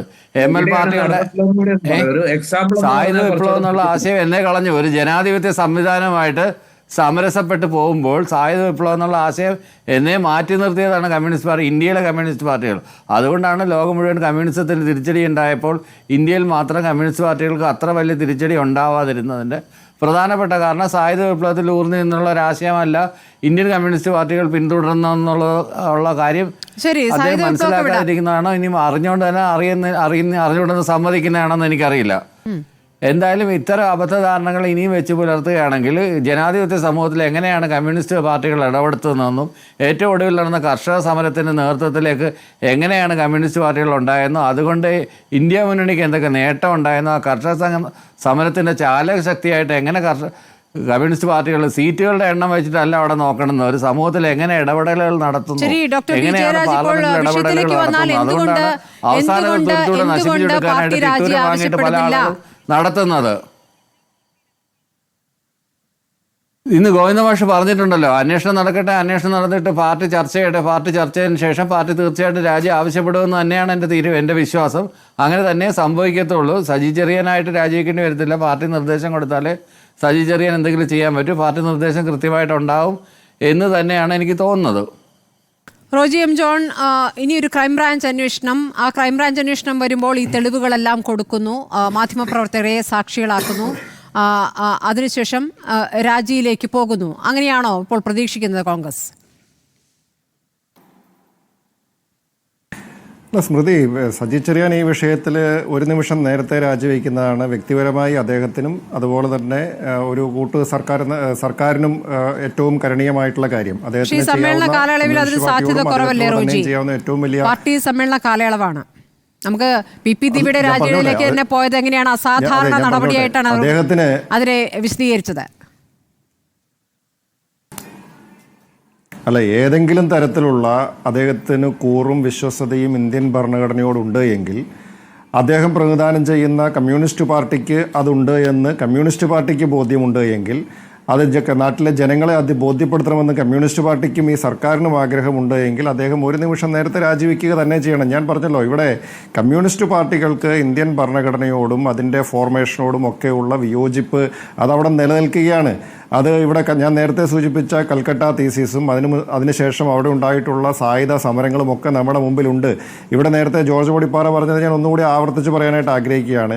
ഒരവസരം കിട്ടിയിരുന്നെങ്കിൽ, അല്ലെങ്കിൽ ഒരു ഓപ്ഷൻ ഉണ്ടായിരുന്നുവെങ്കിൽ ഇവർ കുന്തവും കുറുവടിയും തോക്കുമൊക്കെ ആയിട്ട് ഇറങ്ങിയേനെയും. അത് സാധിക്കാത്തത് കൊണ്ട്, നിർവാഹമില്ലാത്തതുകൊണ്ട് ഈ ജനാധിപത്യ സംവിധാനത്തിൽ ഭരണഘടനയൊക്കെ പൊതുസമൂഹത്തിൽ അംഗീകരിച്ചു പോകുന്നുവെന്നേ ഉള്ളൂ. പക്ഷേ ഉള്ളിലിരിപ്പ് എന്ന് പറയുന്നത് യഥാർത്ഥത്തിൽ ഇന്ത്യൻ ഭരണഘടനയോ ജനാധിപത്യ സംവിധാനമോ ഒന്നും അംഗീകരിക്കുന്നതെന്നല്ല കമ്മ്യൂണിസ്റ്റ് പ്രസ്ഥാനങ്ങളുടെ ചിന്താധാര എന്നുള്ളത് നമുക്കെല്ലാവർക്കും അറിയാവുന്നതാണ്. നിവൃത്തിയില്ലാത്തതുകൊണ്ട് ഇത് വെച്ച് അങ്ങോട്ട് അഡ്ജസ്റ്റ് ചെയ്ത് പോകുന്നു എന്നുള്ളതേ ഉള്ളൂ. അപ്പോൾ അതുകൊണ്ട് ഇത് അദ്ദേഹം ചെറിയ കാലത്ത് അല്ലെങ്കിൽ മുൻകാലങ്ങളിൽ അദ്ദേഹം കമ്മ്യൂണിസ്റ്റ് പാർട്ടി ക്ലാസ്സുകളിൽ നിന്ന് പഠിച്ചിട്ടുള്ള കാര്യം ആയിരിക്കാം അത് ഒരുപക്ഷെ അദ്ദേഹം ഒരു ബുദ്ധിജീവി ചമഞ്ഞുകൊണ്ട് ഇവിടെ അവതരിപ്പിച്ചത്. അപ്പോൾ അതുകൊണ്ട് ഇത് ജനങ്ങളുടെ മുമ്പിൽ ഈ ഭരണഘടന സംരക്ഷിക്കപ്പെടണം. പ്രത്യേകിച്ച് ഞാൻ പറഞ്ഞല്ലോ, സംഘപരിവാർ ശക്തികളും BJPയും ഒക്കെ ഇന്ത്യയുടെ ഭരണഘടന അട്ടിമറിക്കുവാനും അതിനകത്തെ അടിസ്ഥാന മൂല്യങ്ങൾ ഇല്ലാതെയാക്കുവാനും ഭേദഗതി നടത്തുവാനും ഒക്കെ ശ്രമം നടത്തുമ്പോൾ അവർക്ക് ഒന്ന് കരുത്ത് പകരുന്ന തരത്തിലുള്ള പരാമർശങ്ങൾ ഇടതുപക്ഷത്തിൻ്റെ ഭാഗത്തു നിന്ന് അല്ലെങ്കിൽ CPMൻ്റെ ഭാഗത്തു നിന്ന് ഉണ്ടാകുന്നു എന്ന് പറഞ്ഞാൽ ആർക്കാണ് അത് ഗുണം ചെയ്യുക? അപ്പോൾ നമ്മുടെ അടിസ്ഥാനപരമായിട്ടുള്ള നമ്മുടെ ഒരു ഫൈറ്റ് ഉണ്ടല്ലോ, ഈ ഭരണഘടന ഉയർത്തിപ്പിടിച്ചുകൊണ്ട് രാഹുൽ ഗാന്ധിയെ പോലുള്ള ആളുകൾ അല്ലെങ്കിൽ ഇന്ത്യ മുന്നണിയൊക്കെ നടത്തിയിട്ടുള്ള ഒരു ഫൈറ്റ് ഉണ്ട്. ആ പോരാട്ടത്തിനെ തന്നെ അണ്ടർമൈൻ ചെയ്യുന്ന, അതിനെ തന്നെ നിരാകരിക്കുന്ന തരത്തിലുള്ള പരാമർശങ്ങളാണ് ഇദ്ദേഹത്തിൻ്റെ ഭാഗത്തു നിന്ന് വന്നിരിക്കുന്നത്. അതുകൊണ്ട് ആ ഫൈറ്റിൽ അല്ലെങ്കിൽ ഈ ഭരണഘടന ഉയർത്തിപ്പിടിക്കുന്ന ഭരണഘടനാ മൂല്യങ്ങൾ ഉയർത്തിപ്പിടിക്കുന്ന നമ്മളുടെ നിലപാടിനോട് ഇവർക്ക് ആത്മാർത്ഥതയുണ്ട് എങ്കിൽ അവർ രാജിവെക്കുക തന്നെ ചെയ്യണം. അത് രാജിവെക്കുന്നില്ലെങ്കിൽ ഞങ്ങൾ ഞങ്ങളുടേതായിട്ടുള്ള വഴിക്ക് പോകും. ഇത് എന്തുകൊണ്ടാണ് അദ്ദേഹം അന്ന് രാജിവെക്കാൻ തയ്യാറായത്? ഞങ്ങളന്ന് പ്രതിപക്ഷം നിയമസഭയിൽ ഈ വിഷയം അടിയന്തര പ്രമേയമായി കൊണ്ടുവന്നു. അന്ന് മാധ്യമങ്ങൾ ആ വിഷയം ഏറ്റെടുത്തു. അതീവ ശക്തമായിട്ടുള്ള ചർച്ച പൊതുസമൂഹത്തിലുണ്ടായി. അന്ന് ഗത്യന്തരമില്ലാതെ അന്ന് അദ്ദേഹം രാജിവെക്കുകയാണ്. അല്ലാണ്ട് അദ്ദേഹം ആത്മാർത്ഥമായിട്ട് ഈ വിഷയം ഉയർന്നു വന്ന അപ്പം തന്നെ ധാർമ്മിക മൂല്യം ഉയർത്തിപ്പിടിച്ച് രാജിവെച്ചൊന്നുമല്ല. അന്ന് അവിടെ കോടതി ഇത് കേസെടുക്കാനായിട്ട് പറഞ്ഞു. അത് അന്വേഷണമൊക്കെ ആയിട്ട് മുന്നോട്ട് പോയി. നിവൃത്തിയില്ലാണ്ട് വന്നു കഴിഞ്ഞപ്പോൾ അന്ന് അദ്ദേഹം രാജിവെക്കുകയാണ് ചെയ്തത്. അതുകൊണ്ട് അങ്ങനെ ഒരു നിവൃത്തികേടിലേക്ക് പോകുന്നതിന് മുമ്പ് എത്രയും വേഗം രാജിവെക്കുക എന്നുള്ളതാണ് അദ്ദേഹത്തിന് ചെയ്യാവുന്ന കാര്യം. അത് ഉണ്ടായിട്ടില്ല എങ്കിൽ തീർച്ചയായിട്ടും പ്രതിപക്ഷം എന്ന നിലയിൽ ഞങ്ങൾ ഈ വിഷയം ഉയർത്തിക്കൊണ്ടുവരും. ഞങ്ങൾ അതിനകത്ത് രാഷ്ട്രീയമായിട്ടും നിയമപരമായിട്ടും ഒക്കെ ചെയ്യാവുന്ന കാര്യങ്ങൾ ഞങ്ങൾ ചെയ്യും. ഞങ്ങൾ സമരങ്ങളുടെ പാതയിലേക്ക് കിടക്കേണ്ടതുണ്ടെങ്കിൽ ഞങ്ങൾ അതിനെക്കുറിച്ച് ആലോചിക്കും. അപ്പോൾ എത്രയും വേഗം ഇത് രാജിവെക്കുന്നതാണ് നല്ലത് എന്നാണ് എനിക്ക് കാര്യത്തിൽ സൂചിപ്പിക്കാനായിട്ടുള്ളത്. ശരി, ഉല്ലാസ് ബാബു, BJPയും അങ്ങനെ സജി ചെറിയാന്റെ രാജി ആവശ്യപ്പെട്ട സമരത്തിലേക്കൊക്കെ പോകുമോ? അങ്ങനെയെങ്കിൽ ആനന്ദ് ഹെഗ്ഡെ, ഗോൾവാക്കർ തുടങ്ങിയ ആനന്ദ് ഹെഗ്ഡെ വരെ പറഞ്ഞത് തെറ്റാണ് എന്ന് കൂടി പറയേണ്ടി വരും. തെറ്റായി പോയി എന്ന് കൂടി പറഞ്ഞിട്ട് വേണ്ടി വരും ആ സമരത്തിലേക്ക് ഇറങ്ങാൻ. അത് സ്മൃതി മാഡം, വിമർശനവും അവഹേളനവും തമ്മിലുള്ള വിഷയത്തിൻ്റെ വ്യത്യസ്തതയെക്കുറിച്ചും വിചാരധാരയെക്കുറിച്ചും ഇതിനെക്കുറിച്ച് നമുക്ക് റിപ്പോർട്ടർ ചാനലിൻ്റെ കോൺക്ലേവിൽ വിശാലമായി ചർച്ച ചെയ്യാവുന്നതാണ് 100%. ഇവിടെ സജി ചെറിയാനെ സംബന്ധിച്ചിടത്തോളം ഭരണഘടനയെ സംരക്ഷിക്കേണ്ട വ്യക്തി അദ്ദേഹത്തിൻ്റെ അറിവ് കുറവ് കൊണ്ടോ ആക്സിഡൻ്റൽ ടങ് സ്ലിപ്പ് കൊണ്ടോ പറഞ്ഞൊരു കാര്യമല്ല, ഇൻറ്റൻഷനലി പറഞ്ഞ കാര്യം തന്നെയാണ്. അങ്ങനെ സ്വാഭാവികമായിട്ട് പറയുന്ന ഒരു കാര്യത്തിന് ഒരു പോലീസ് ഉദ്യോഗസ്ഥൻ്റെ നേതൃത്വത്തിൽ നടത്തുന്ന ഒരു തട്ടിപ്പ് അന്വേഷണത്തിൻ്റെ കാര്യവും വെച്ചുകൊണ്ട് രക്ഷപ്പെടാനുള്ള ശ്രമം അദ്ദേഹം നടത്തുമ്പോൾ അതിൽ ഹൈക്കോടതി കൃത്യമായി ഇടപെട്ടുകൊണ്ട് ആ പരിപാടി നടക്കില്ല, കൃത്യമായി അന്വേഷിക്കാൻ പറയുന്നു. ആ അന്വേഷണ റിപ്പോർട്ട് പരിപൂർണമായി വരേണ്ടതുണ്ട്. ആ അന്വേഷണ റിപ്പോർട്ടിന് മുമ്പിൽ ധാർമ്മികമായിട്ട് ഇത് ശരിയല്ല എന്ന ഉത്തരവാദിത്ത ബോധമുള്ള മന്ത്രി എന്ന രീതിയിൽ സജി ചെറിയാൻ അംഗീകരിച്ചുകൊണ്ട് ആ പരിപാടി അവസാനിപ്പിച്ച് കസാരയിൽ നിന്ന് അദ്ദേഹം രാജിവെച്ചില്ല എങ്കിൽ സ്വാഭാവികമായിട്ടും ഞങ്ങൾ അതിൽ ശക്തമായി പ്രതിഷേധിക്കും. മറ്റന്നാൾ മുതൽ ഞങ്ങളുടെ ഒരു മെമ്പറും കൂടി ഉണ്ടാവുമല്ലോ നിയമസഭയിൽ, സ്മൃതി മാഡം. അപ്പം സ്വാഭാവികമായിട്ട് ഞങ്ങളുടെ സമരത്തിന് അകത്തും പുറത്തും ഞങ്ങളുടെ സമരം ഉണ്ടാവും. അപ്പോൾ അതിനെക്കുറിച്ചൊന്നും പ്രശ്നമില്ല. പിന്നെ അദ്ദേഹം പറഞ്ഞൊരു കാര്യം കൂടി, എന്നെക്കുറിച്ചൊന്നും പരാമർശമില്ലല്ലോ, പോലീസിനെ കുറിച്ചല്ലേ പരാമർശം എന്ന് അദ്ദേഹം ഒരു സംസാരം പറഞ്ഞത് കേട്ടു. അദ്ദേഹത്തെക്കുറിച്ച് തന്നെയാണ്, അദ്ദേഹം ചെയ്ത പ്രവൃത്തിയുടെ കാതലായിട്ടുള്ള വിഷയത്തെക്കുറിച്ച് പോലീസ് അന്വേഷിച്ചപ്പോൾ ആ അന്വേഷണത്തിൽ നടത്തിയ വീഴ്ചകൾ തന്നെയാണ് കോടതി ചൂണ്ടിക്കാണിച്ചത്. അതിൻ്റെ കാതൽ ഇഷ്യൂ എന്ന് പറയപ്പെടുന്നത് അദ്ദേഹം തൊട്ട് സത്യപ്രതിജ്ഞ ചെയ്ത സംരക്ഷിക്കപ്പെടേണ്ട, അദ്ദേഹത്തെയും സംരക്ഷിച്ച് മുന്നോട്ട് ശരി, നമ്മുടെ സമയം കഴിഞ്ഞതുകൊണ്ടാണ്. വളരെ നന്ദി റോജി എം ജോൺ, ഡോക്ടർ വിമർശനവും അവഹേളനവും തമ്മിലുള്ള ചർച്ച നമുക്ക് നടത്താം. 100% സ്മൃതി മേഡം നടത്തുന്ന ചർച്ചയിൽ ഞാൻ വന്നോളാം. ഓക്കെ, അഡ്വക്കേറ്റ് ഉല്ലാസ് ബാബു, ഒപ്പം തന്നെ ജോർജ് പൊടിപ്പാറ.